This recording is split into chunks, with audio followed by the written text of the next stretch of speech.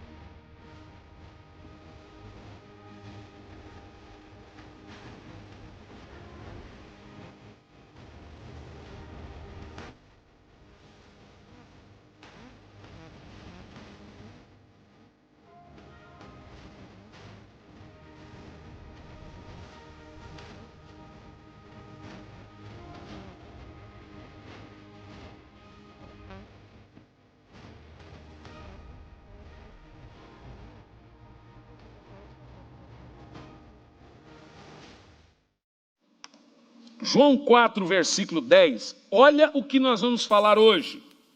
Bucha de canhão. O crente perde a salvação? Benza, esse benza, irmão.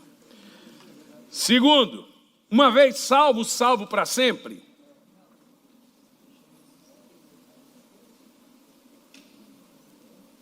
Sabe por que isso é importante, gente? Quer ver outra questão importante?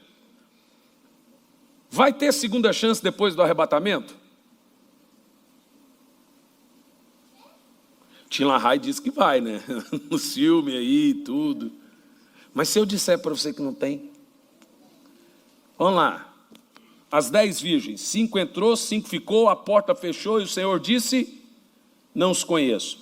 Como nos dias de Noé. Noé entrou na arca, fechou a porta por fora. Cadê a segunda chance para eles? Sodoma e Gomorra, cadê a segunda chance para eles? Mas pastor, então da onde tirou isso? Deixados para trás, do Tim LaHaye.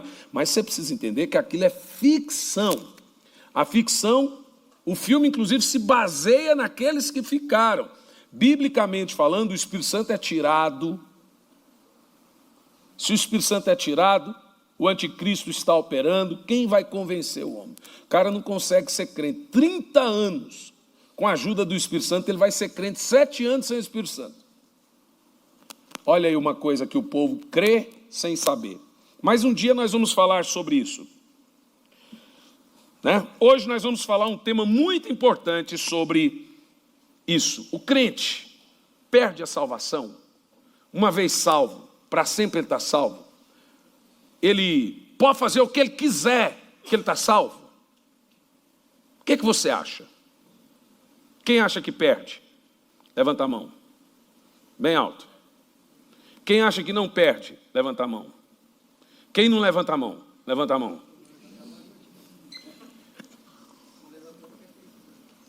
Quem é curitibano? Levanta a mão. Vocês não levantaram a mão mesmo. Curitibano, você tem que plantar a bananeira. Eu fico morrendo de rir quando os pastores vêm aqui e ficam assim, fala alguma coisa, gente.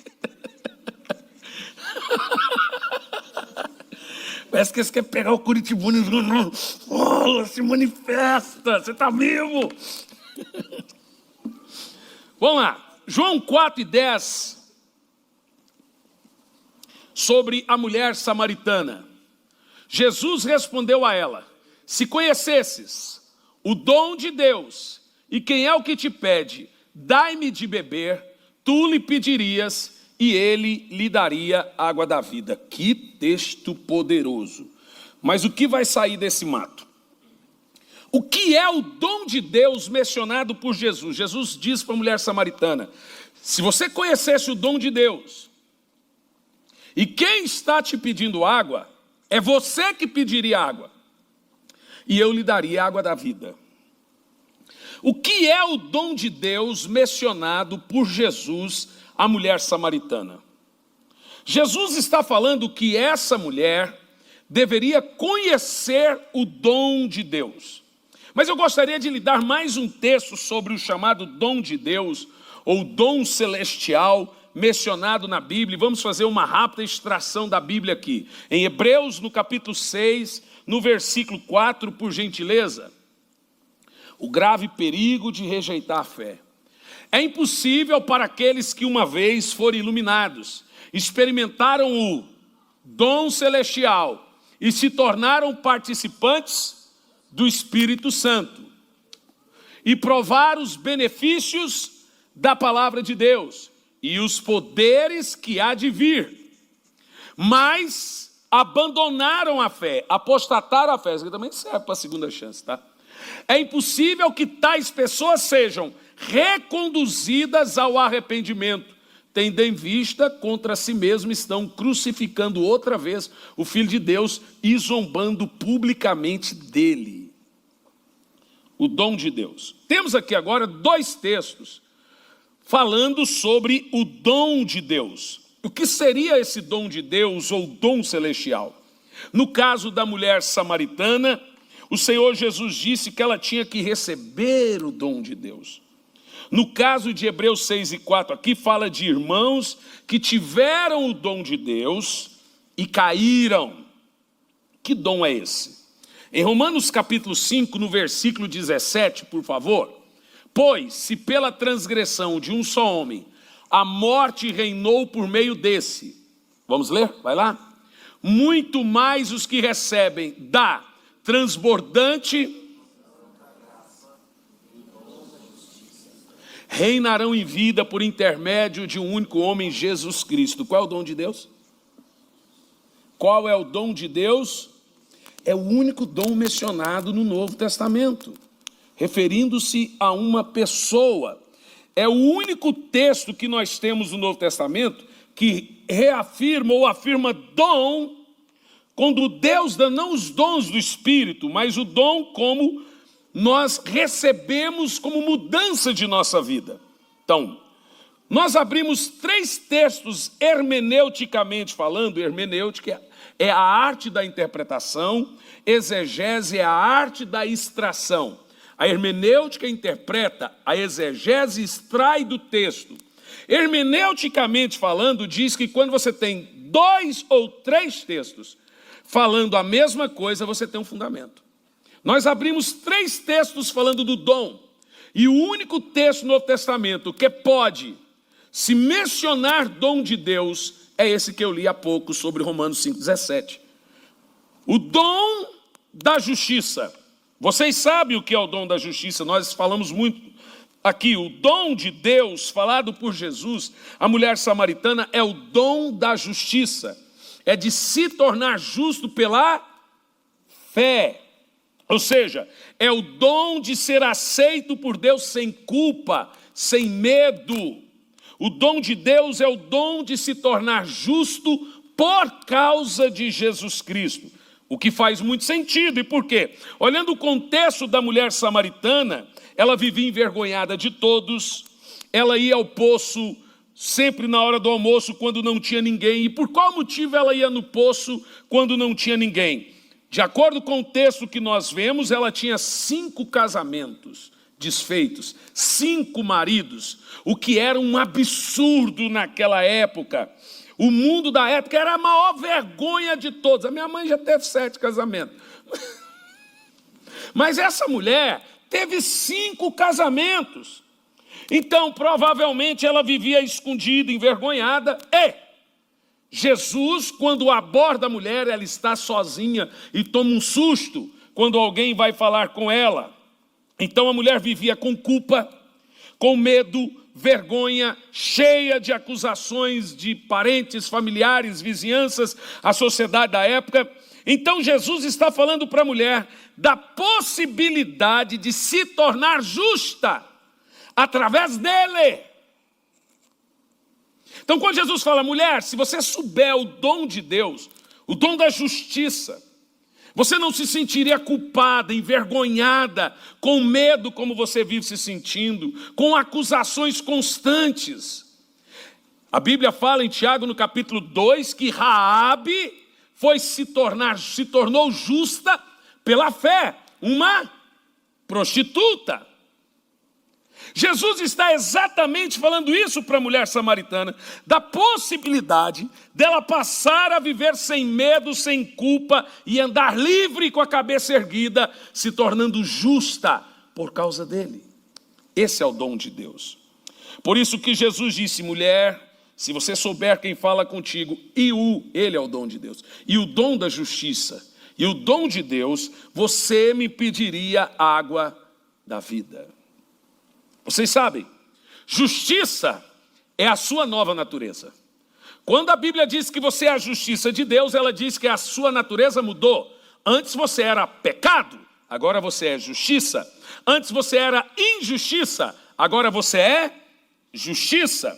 Esse é o dom que Deus te deu gratuitamente de se tornar justo diante de Deus através de Jesus Cristo. Romanos 5,19.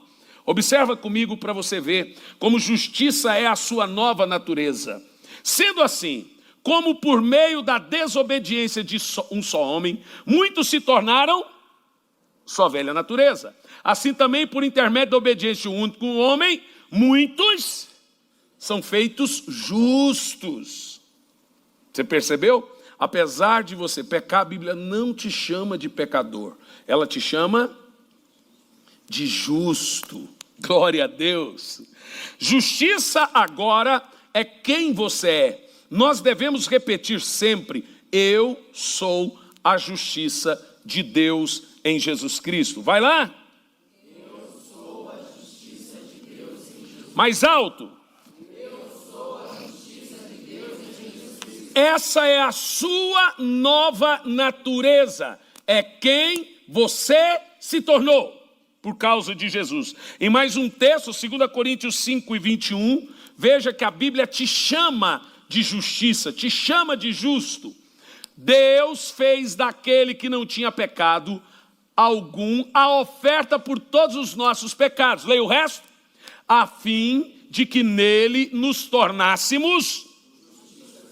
O que você é? O que você é?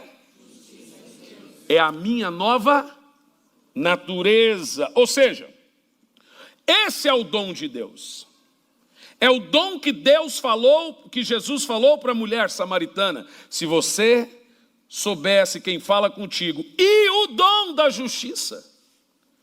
Porque se você tem medo, culpa, se sente depreterido, pequeno, você precisa entender quem você é. Ela andava como muitos. Jesus diz: se você entender o dom da justiça, o dom de Deus, você não vai vir pegar água meio-dia. O que Jesus está dizendo? Eu vim aqui para te fazer justa, para você entender que através de mim, você pode se tornar a justiça de Deus, pela fé. Esse dom é o presente gratuito de se tornar justiça de Deus por causa de Jesus. Eu disse por causa de Jesus, porque eu não fiz nada, eu apenas criei. Diga amém.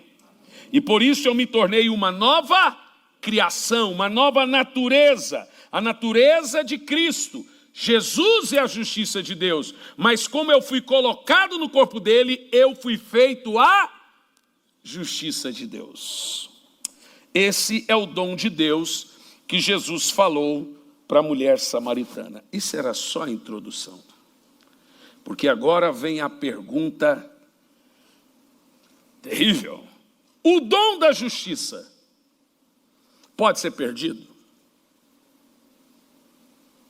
Uma vez que você tem a nova natureza, uma vez que você se tornou justo, você pode deixar de ser justo?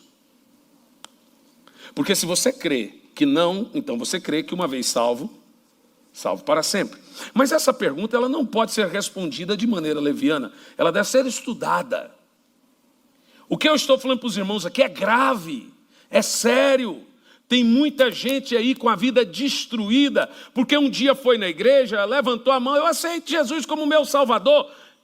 E agora ele realmente pensa que ele teve a mudança. Veja bem, existe uma coisa extremamente importante. Veja, meus irmãos, eu sou um evangelista.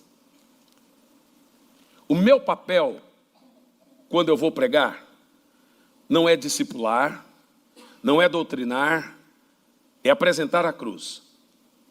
Deus vai cobrar da igreja onde eu fui as almas que eu ganhei, não de mim por não ter ganho. Percebeu o que eu disse? Quem entendeu o que eu disse?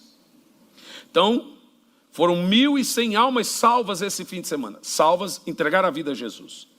O papel agora dessa igreja é acompanhar esses bebês e levá-los ao batismo.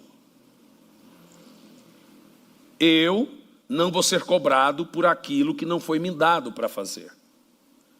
No entanto, existe uma crise hoje, muito grande. Tem gente que realmente pensa que porque ele vai na igreja,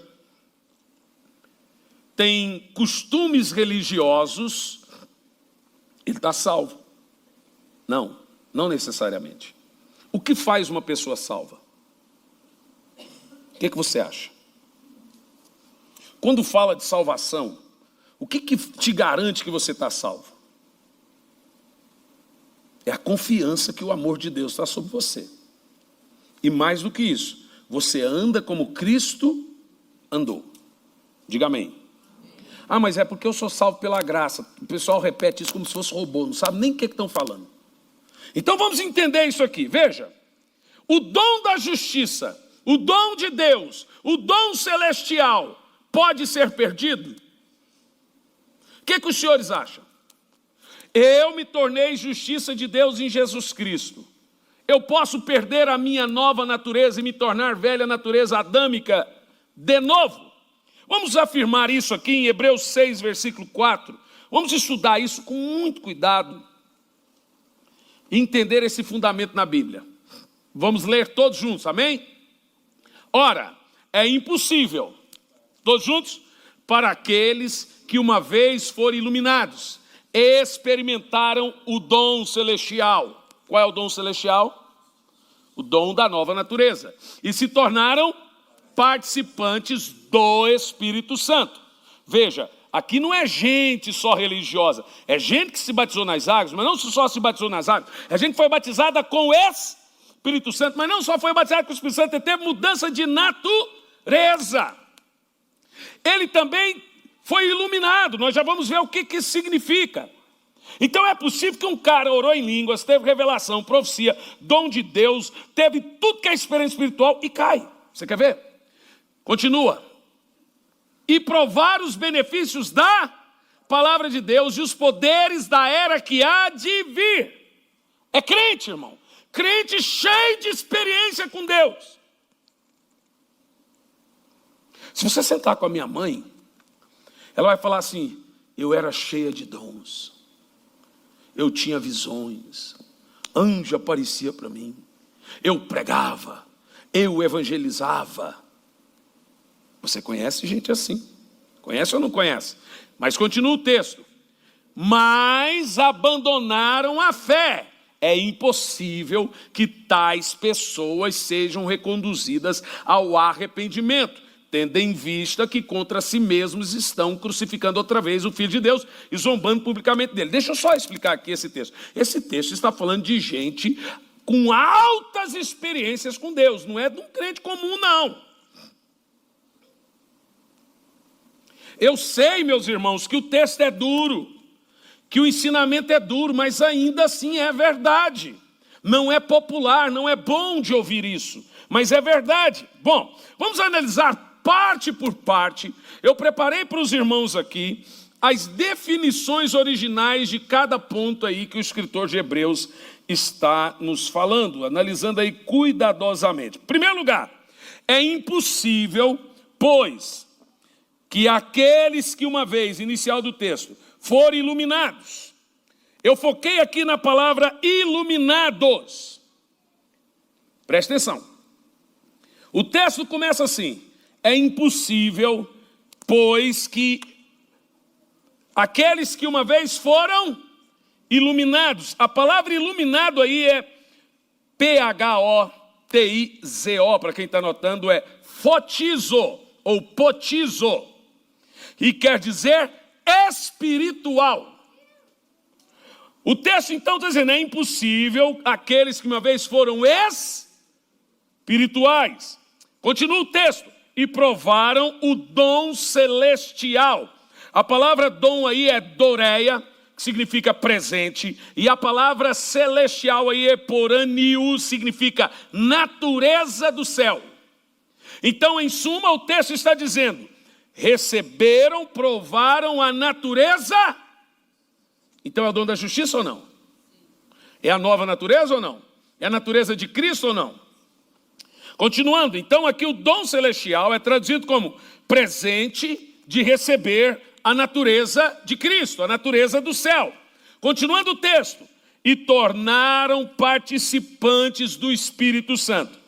Nesse texto, e tornaram participantes do Espírito Santo, eu não vou destacar a palavra Espírito Santo, porque ela já está definida. Eu vou destacar a palavra participantes.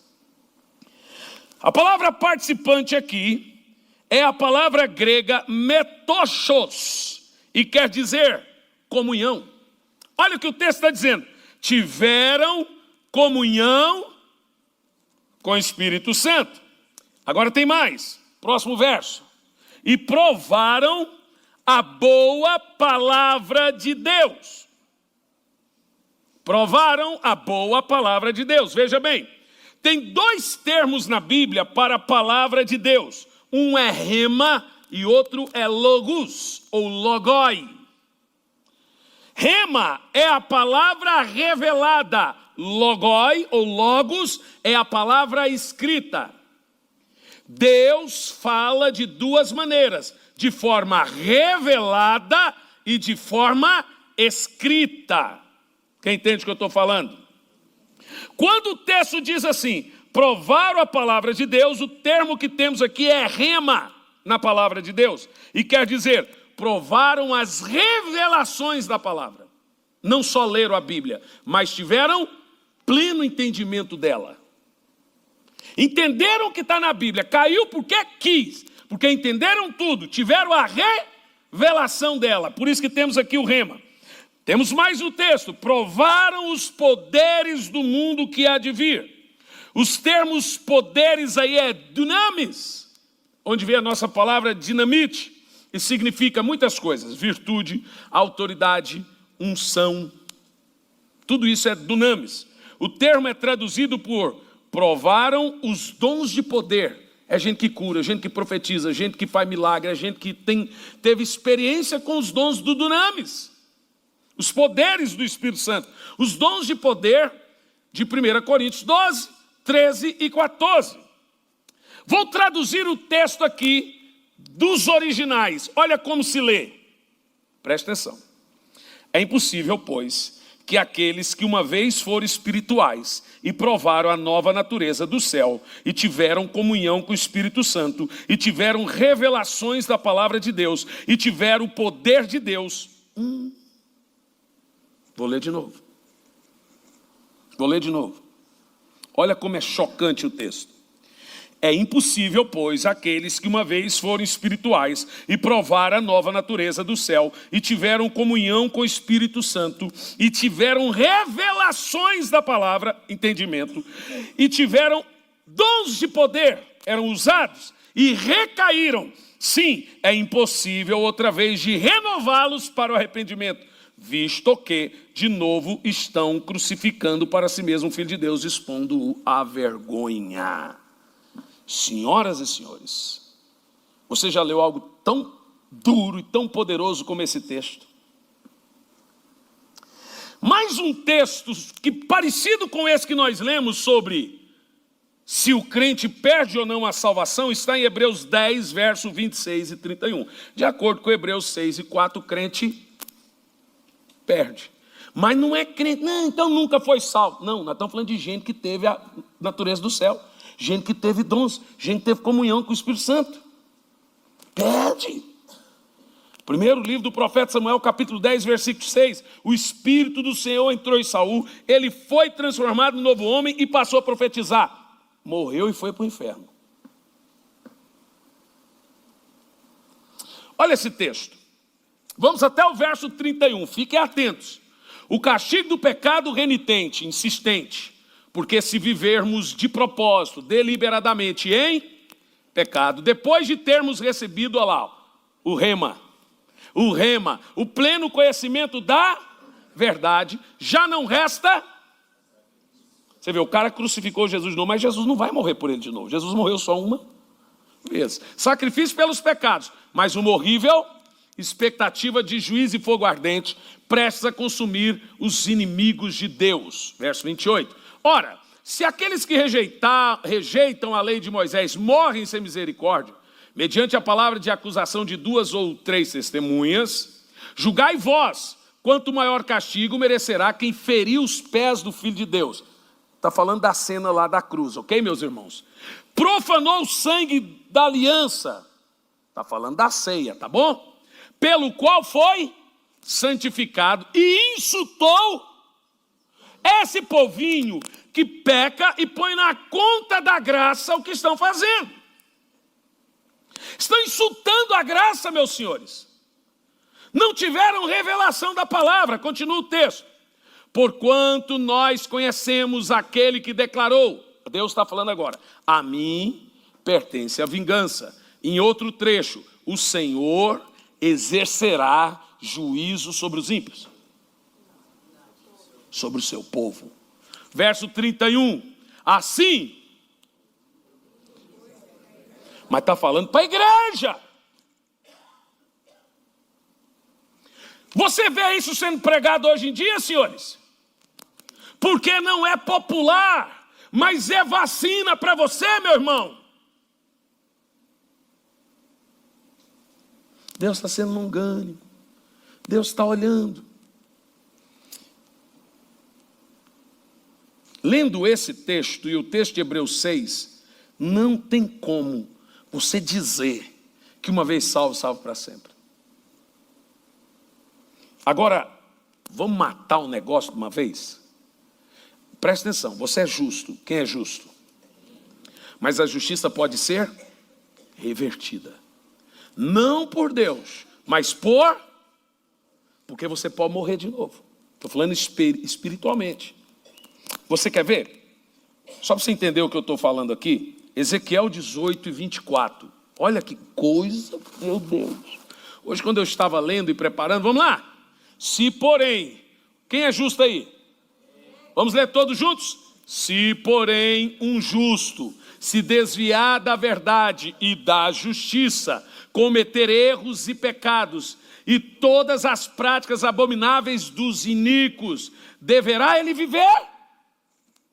Nenhum de seus possíveis atos de justos serão levados em conta, devido à infidelidade que é culpado por causa dos pecados que praticou, sem apelação ele morrerá. Está falando do justo agora. Sabe uma coisa que você nunca vai ouvir aqui? É esse pastor dizendo, eu acho, eu não prego minhas dúvidas, eu prego minhas certezas. Eu não trago para o púlpito coisas que eu ainda tenho dúvida. Se eu tenho dúvida, então eu tenho que estudar mais um pouco.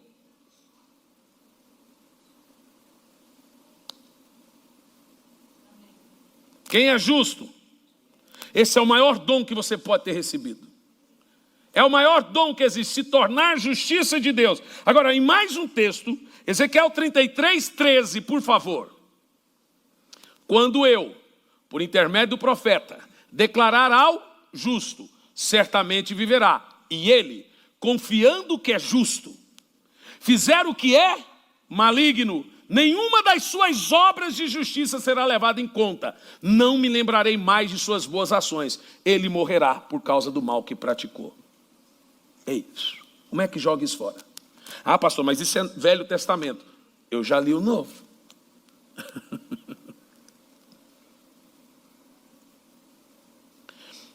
Quando você vai fazer uma doutrina, você pega a sombra do Velho Testamento e pega a realidade do Novo Testamento.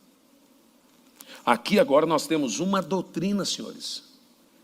Esses textos são idênticos aos textos que eu li do Novo Testamento. Agora preste atenção. O texto diz que uma vez que o cara é justo e ele fizer o que o ímpio fizer, ele deixa de ser justo. Você sabe qual é a graça dos crentes hoje? O ímpio peca e vai para o inferno. O crente faz a mesma coisa que o ímpio está fazendo e cai para o céu, cheio das graças. Agora, seja honesto você, é justo isso? Ah, mas o ímpio não confessou Jesus. Nossa, você confessou? Não parece.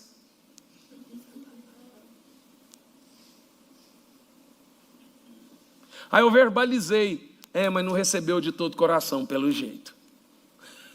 Tem que confessar com a boca e ter a revelação no... A palavra crer de todo coração em Romanos 10 é pistes, do grego, e significa pleno entendimento do que você confessou. Cristianismo não é uma palhaçada que está virando hoje, senhores.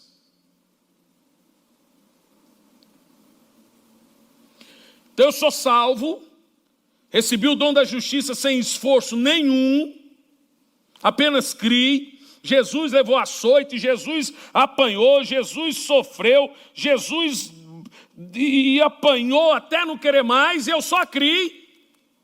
Agora eu me tornei justo. Não, eu confesso Jesus em meu coração, não sei o quê, pratico as mesmas coisas que os ímpios praticam, ele vai para o inferno, eu digo que eu vou para o céu. Vê se essas coisas fazem sentido na igreja moderna de hoje. Seja honesto, você, no seu bom senso aí agora, faz sentido, senhores? Quem está em Cristo deve andar como ele andou. Quem é justo pratica atos de justiça. O escritor de Apocalipse, João, transcrevendo as palavras de Jesus, diz que nos últimos dias quem é sujo vai ficar mais sujo, vai fazer ato de sujeira. Quem é iníquo vai praticar obras de iniquidade. Quem é justo vai praticar obras de justiça. O justo pratica justiça. Se você é porco, você come lama e mora no chiqueiro. Se você é ovelha, você mora no pasto. Tu é justo? As suas obras definem a sua justiça. Você anda como um justo? Ou você diz que é justo, mas anda como um adúltero? Ou você diz que é justo, mas anda como um prostituto, prostituta? Ou você diz que é justo, mas mente como o diabo? Inclusive quem mente, dormiu com o diabo. E fez um filho chamado mentira. Pior que é isso. Pior não é isso. A Bíblia diz que quem mente é o quê? A única coisa que o diabo tem paternidade é sobre a mentira. A mentira é filha do diabo. Então se você mente, vocês dormiram junto e fizeram um filho chamado mentira.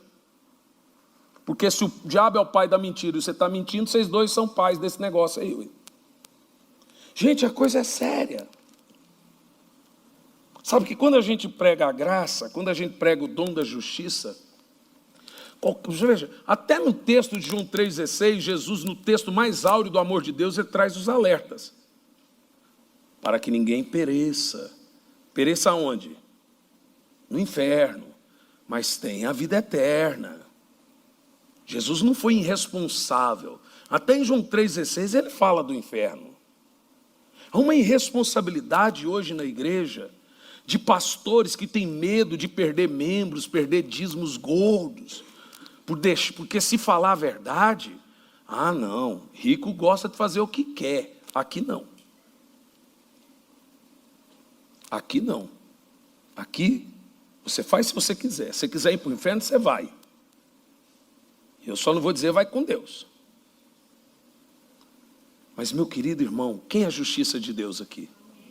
Quem foi feito justo aqui? Levanta a mão.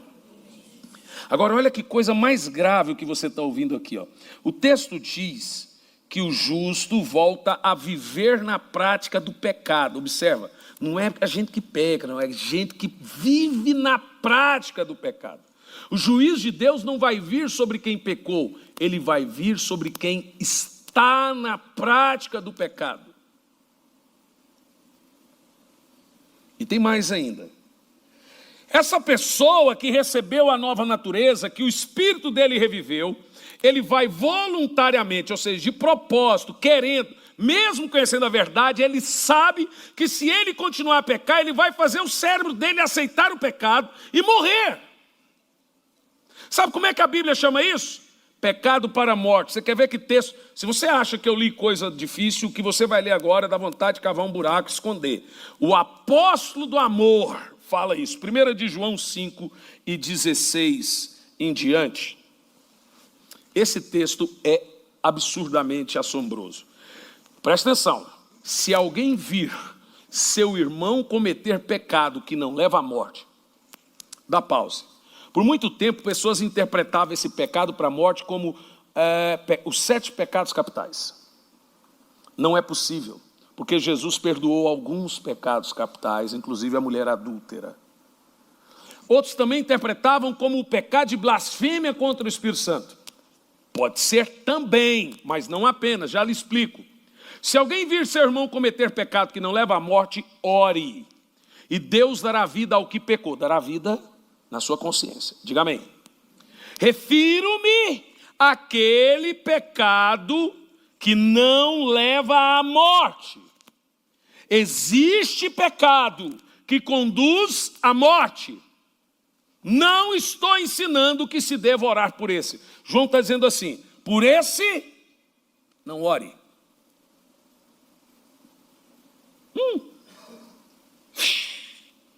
Na realidade, João não está proibindo, o texto não é proibição, ele está dizendo, não adianta. Porque você vai orar para certas pessoas e fala, não, isso eu já sei tudo, já tive onde você está, ele está cheio de argumentos na consciência dele contra a verdade. Não adianta orar por certas pessoas. Ele está fazendo consciente os seus erros. Ele não está no engano, ele está de propósito. O apóstolo João, agora vamos ver o resto do texto, o que acontece? Toda injustiça é pecado. Contudo, há pecado que não induz à morte. O que é pecado para a morte? É aquele pecado que entra direto na consciência. Funciona assim. Você peca uma vez, você chora e se arrepende. Segunda vez, chora e se arrepende. Terceira, quarta, vai repetindo aquele pecado, você já não sente mais tanto arrependimento.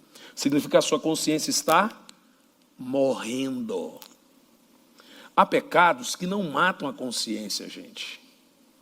Dá para o crente fazer uma lista de pecado aí que crente não comete. Crente peca, mas tem coisa que crente não faz. O que crente não faz? Crente não mata. Crente não adultera. Crente não é pedófilo. Mas para fazer uma lista grande aí. O que crente faz aí? Tem um monte de pecado. Crente é fofoqueiro.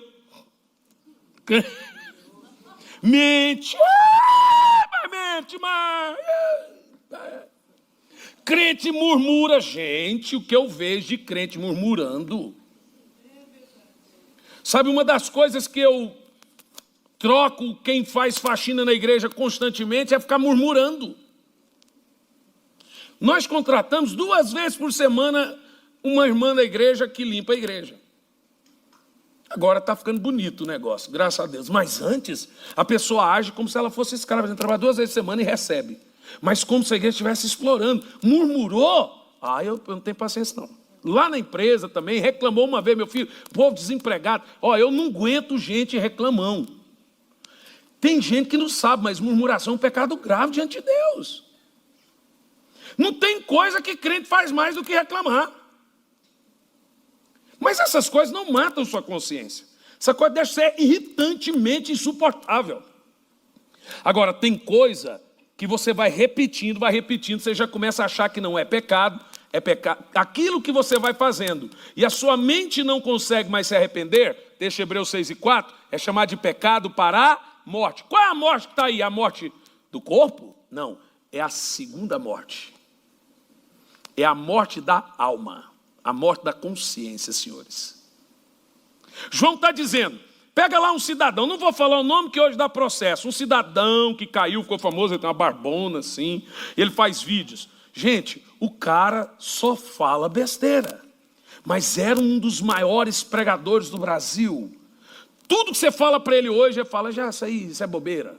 Você vê, ele cauterizou a sua mente. Isso é pecado para a morte. O pecado, tem gente que faz da vida o pecado e do pecado um estilo de vida. Peca de propósito, sabe que é errado e faz. Isso é pecado para a morte. João está dizendo, não adianta orar por quem conhece a verdade e continua no erro.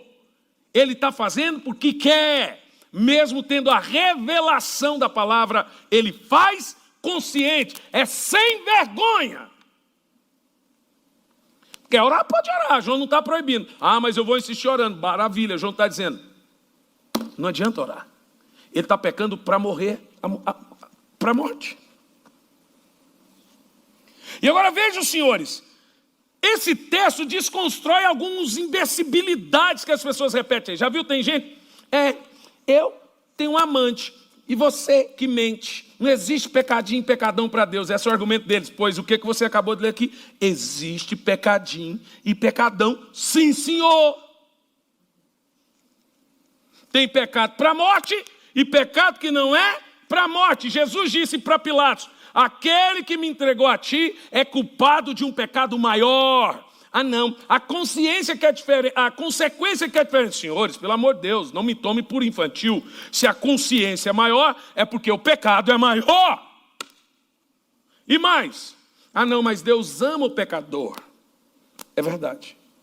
Mas quando for para o inferno, quem vai para o inferno, o pecado ou o pecador? Ei, acorda para a vida.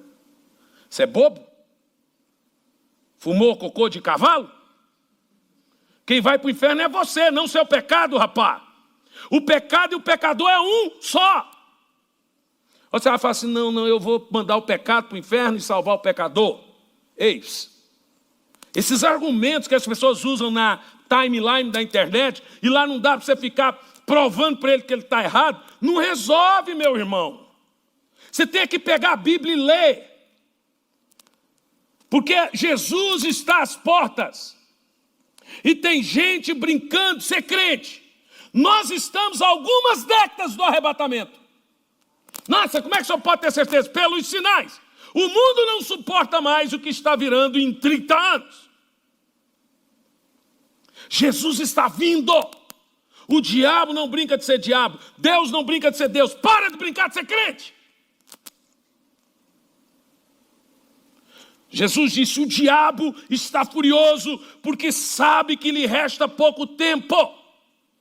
Não dá, meus irmãos.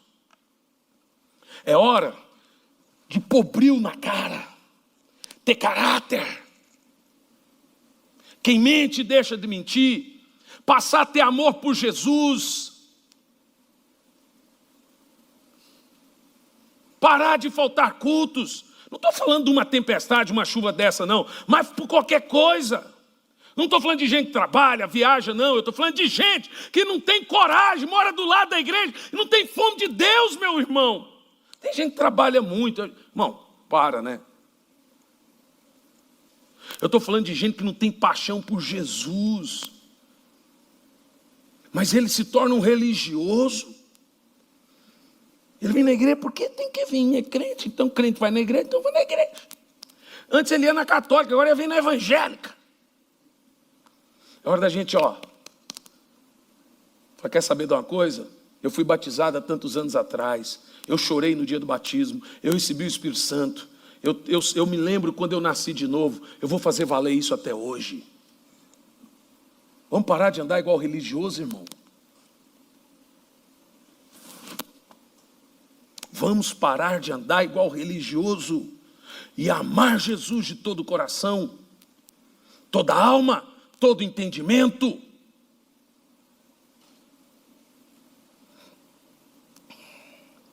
Continua o texto.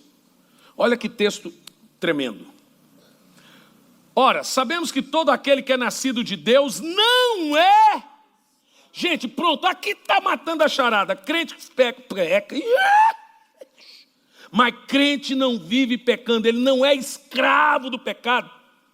Eu tenho que ir para o barzinho, porque senão eu fico... se eu não beber uma cachaça...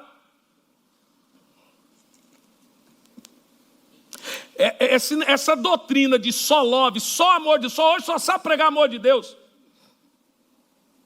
Pastor Mário? Essa doutrina só do amor de Deus e mais nada vai levar muita gente para o inferno. Deus é amor, mas Deus também é justiça, mas Deus também é fogo consumidor, mas Ele também é isso. Deus não é só amor, amor é um atributo dele.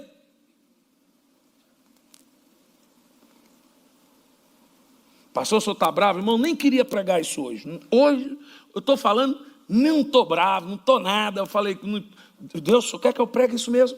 Prega, porque eu não estou pregando só para você. Eu também estou pregando por muita gente na internet que está com esse negócio na cabeça. Eu fico assustado porque eu escrevo um negócio na internet, vem uma crentaiada assim, sem número, crendo numas loucuras, indo para o inferno. Teve um que disse que tem gente que vai chegar no céu com a calça na mão. Irmão, eu fico imaginando o que leva um pastor a subir no púlpito e falar um negócio desse. Por quê? Cara, você crê nisso? Cala a boca. Não vai mudar em nada, não vai melhorar a sua igreja falar isso, então cala a boca. Por que o cara sobe no púlpito e fala, irmão, não importa o pecado que você está vivendo, você não vai perder a salvação. Eu acho que ele está justificando o pecado dele também. Esse tipo de coisa melhora a igreja, gente? Responda. Não melhora. Mas vamos ver. Ora, sabemos que todo aquele que é nascido de Deus não é escravo do pecado. Nascido de Deus é quem é justo, amém?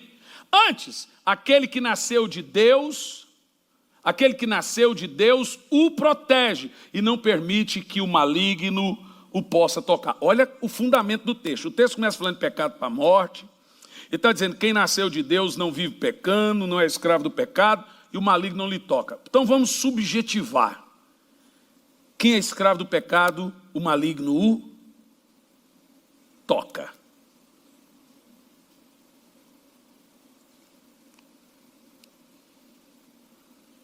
Você é justo?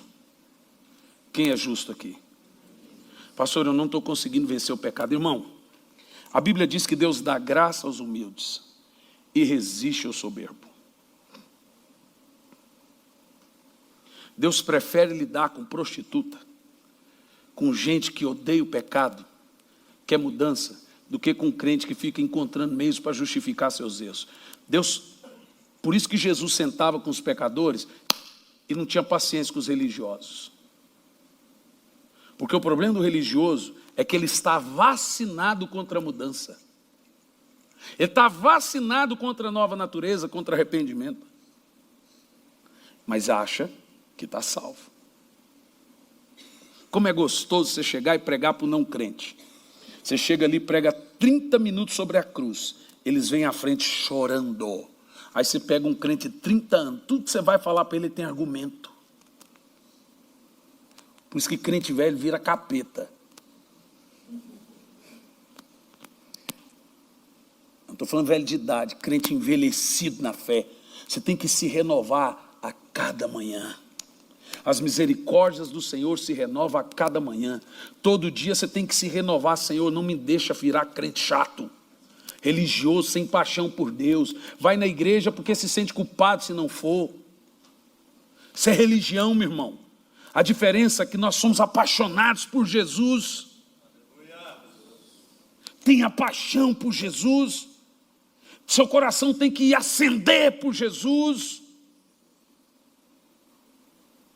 Crente frio não é aquele que não dá glória a Deus. Crente frio é aquele que não ama Jesus.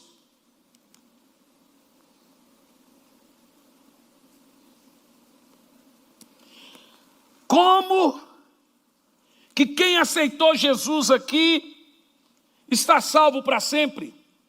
Diante desses fatos, não importa o que o cara faça, ele não perde a salvação. Por isso que tem pastor aí dizendo que gente que se mata não vai para o inferno. É claro, eles não creem que perde a salvação, então você tem que falar um negócio desse mesmo. Ora, veja bem, pastor, suicida vai para o inferno? Bom, vamos analisar isso sobre um estudo mais didático e mais complexo. Eu já falei sobre suicídio e nunca falei sobre isso. Mas tem suicida e tem suicida. Tem o suicídio de gente que não acha que estava fazendo suicídio. Por exemplo, a síndrome do pânico.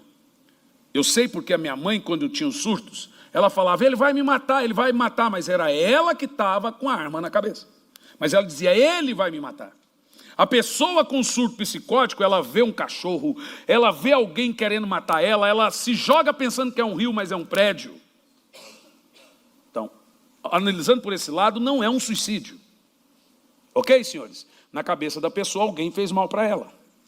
É diferente. Mas na escala de suicídios de 1 a 10, a depressão está em penúltimo lugar. Os problemas psicóticos não estão no início. As pessoas se matam. Número 1, problema financeiro. Eu li isso aqui uma vez. Bullying. Você vê? Problema financeiro é o número 1. O cara se mata, deixa a mulher com os filhos para pagar as dívidas e se mata. Covarde! É covarde! Não se matou por depressão, deixou dívida para a mulher e para filho, e alguém quer me falar que esse cara está salvo porque ele se matou? A Bíblia diz que os homicidas vão para o inferno. Suicídio é homicida de si mesmo. Nossa, pastor, isso vai dar uma polêmica, eu já vou até bloquear os comentários no YouTube. Não estou preocupado, mas alguém tem que falar. Então eu vou te dizer uma coisa. Presta atenção, a Bíblia diz, quem destruir o seu corpo, o Senhor o destruirá com as suas próprias mãos. Pô, eu não preciso falar mais nada. Ah, não, mas não tem lá na Bíblia que o suicídio vai para o inferno. Também não está lá que pedofilia é pecado, ô Tião? Ô Tonho, acorda aí, ó. Onde é que está na Bíblia pornografia? Parece que a gente é criança. Precisa estar na Bíblia certas coisas. O suicida é homicida. Sem tempo de arrependimento. É homicida. Vamos lá. Se você morrer depois de cometer um pecado grave, você vai para o céu? Responda. Vamos lá. O cara matou, morreu. Matou e morreu. Não. Você não é perdoado porque você pede perdão, você é perdoado porque você se arrepende. Ah, mas o ladrão da cruz, não temos outro na Bíblia, então não dá nem para citar. É só 2 a 3 textos. Ali é totalmente diferente.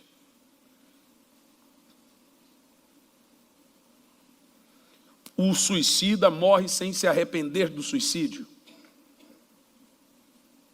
Quem entende o que eu estou falando, gente? Quem entende o que eu estou falando? Aí agora está uma carrada de crentes se matando porque uns irresponsáveis de uns pastores foram e disseram que quem suicida não perde a salvação. Irresponsáveis! Se você acha isso, cala a boca. Existe uma lei no jornalismo, uma lei de modo geral. Quando se trata de suicídio, você não publica, para não dar efeito dominó. É a lei da psicologia. Então, se você que põe aí, passou, suicidou, não compartilha. Porque tem gente que está ali sem coragem. Quando ele vê um negócio daquele, ele dá um troço na cabeça dele, ele cria coragem. Aí fica os crentes propagando uma droga dessa, falando um negócio desse. Irmão, o buraco é mais embaixo. O negócio tem que ser tratado de forma séria. Se é depressão... Aí eu estou falando para você, se a coisa é patológica, os irmãos estão entendendo o que eu estou falando?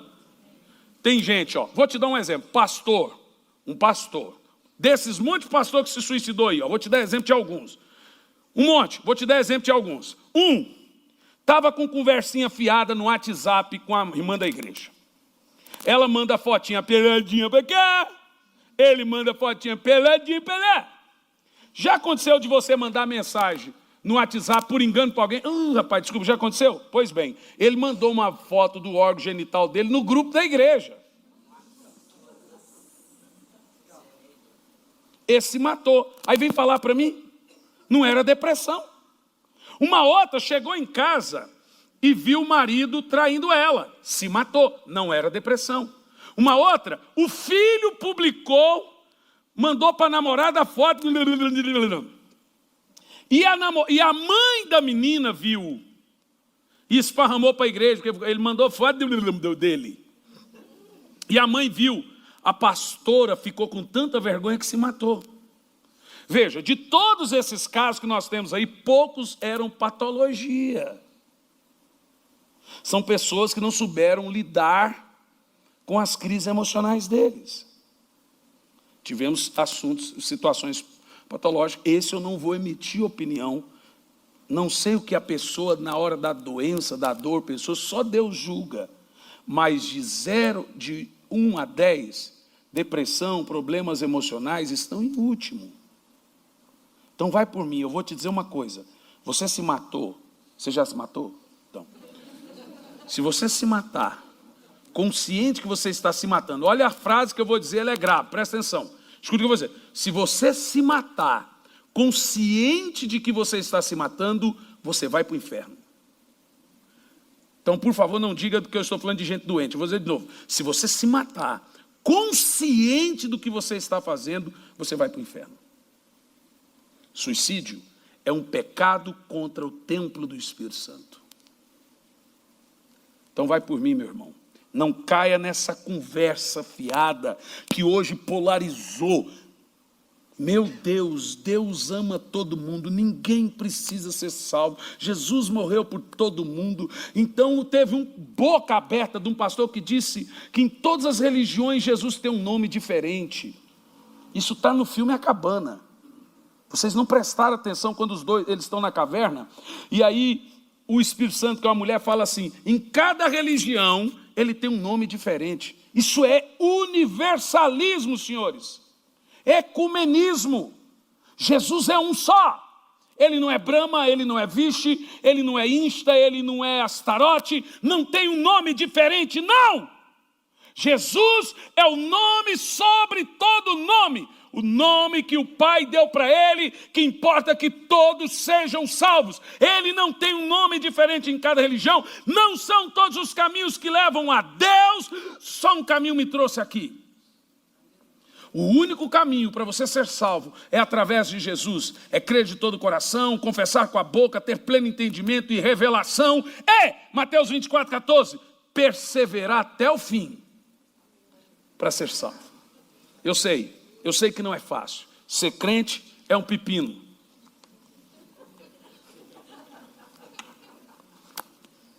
Bom mesmo era beber todas. Depois ficar com a enxaqueca dos demônios. Vai falar que pecado é ruim? Pecado é bom, gente. Claro que é bom. Doce, doce, doce. A vida é um doce de... Pecado é gostoso. Bom mesmo, gente, era curtir a vida doidado. Mas tem coisa, gente. Você não precisa ser crente para ter vergonha na cara, não. Mas vou te falar um negócio? Posso falar um negócio? Dizem por aí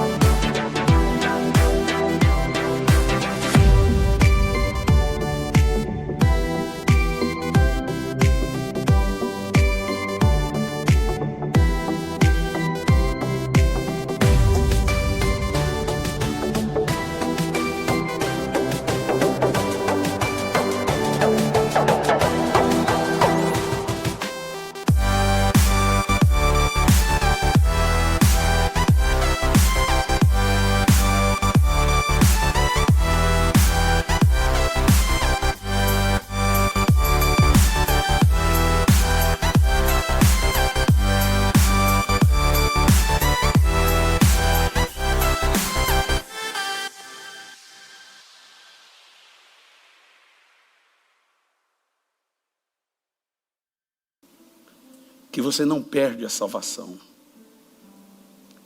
Eu quero te dar um conselho como servo de Deus. Isso é do poço do inferno. O diabo quer que você folgue, que você relaxe. Mas a Bíblia diz, fique vigilante, porque o vosso adversário brama como leão, está ao vosso derredor, procurando quem possa tragar. Mas o diabo quer que você folgue, relaxe. Vai curtir a vida, meu filho. Para com esse negócio de igreja. Para de ficar preocupado com esse negócio de volta de Jesus. Para de ser fanático. É o que ele quer. Sabe o que eu quero dos irmãos? Fervor. Sabe o que é a alegria de um pastor? Não é o salário que ele ganha, porque tem pastor com altos salários gordos que se mataram. Tem pastor que tinha bom salário que desistiu de suas igrejas. A alegria de pastor é ver o seu povo apaixonado por Jesus. Pastor, homem de Deus. Quando ele vê que aquela igreja é apaixonada por Jesus. Meu Deus do céu. Mas quando ele vê que o povo é religioso, ele vai morrendo, vai definhando assim. O povo não muda, parece que está enxugando gelo. Ele vai ficando doente. Porque ele percebe que o trabalho dele está sendo em vão. Ele não está sendo valorizado. Meus irmãos, o Espírito Santo diz às igrejas: desperta tu que dormes, pois Cristo vai te iluminar. Jesus está voltando. E ele não vai voltar para uma véia, para uma viúva. Desculpa, não no sentido das viúvas. Ele não vai voltar para uma casada 5 vezes. Ele vai voltar para uma virgem. Tudo isso que eu falei é sentido figurado, ok? Não estou falando literal, só Jesus. O pastor falou que Jesus não vai levar as viúvas. Jesus vai voltar para a sua igreja, santificada. Diga amém. Diga amém. Quem é noiva do Senhor aqui no sentido espiritual? Então comece a orar, meu irmão. Mortifica a sua carne. Tem 2 coisas que mortificam a carne: oração e jejum. Leitura da Bíblia. Leia a Bíblia todo dia. Ore. Eu não consigo orar. O dia que você tiver numa dor terrível, você vai conseguir, você vai ver. Ore, irmão. Buscai ao Senhor enquanto se pode achar. A porta da graça está aberta. Aproveita. Amém, meus irmãos? Fique em pé, por favor.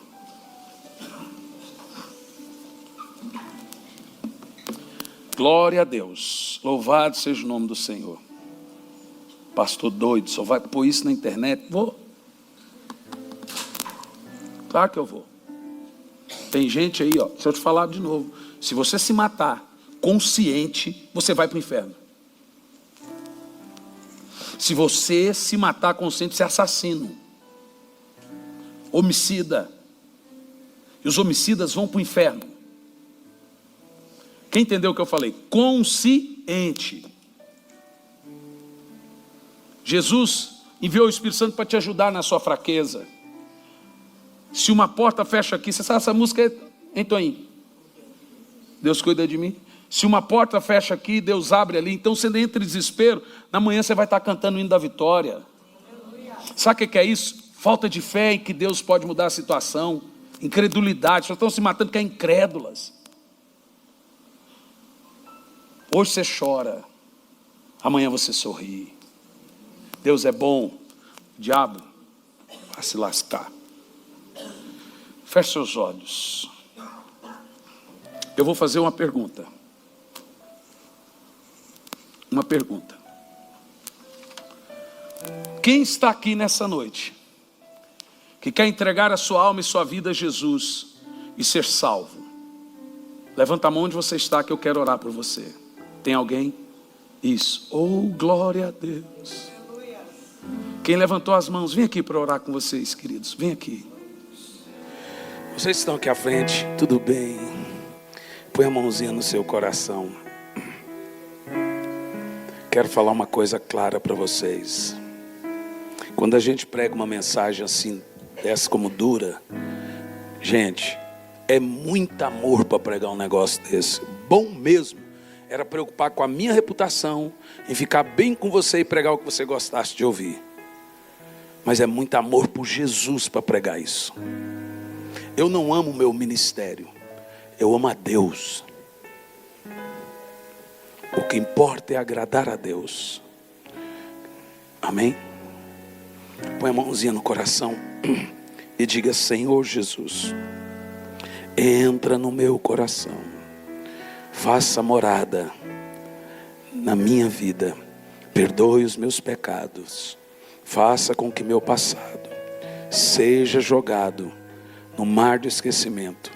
A partir de hoje, eu sou uma nova criação em Cristo Jesus. Amém. Aleluia.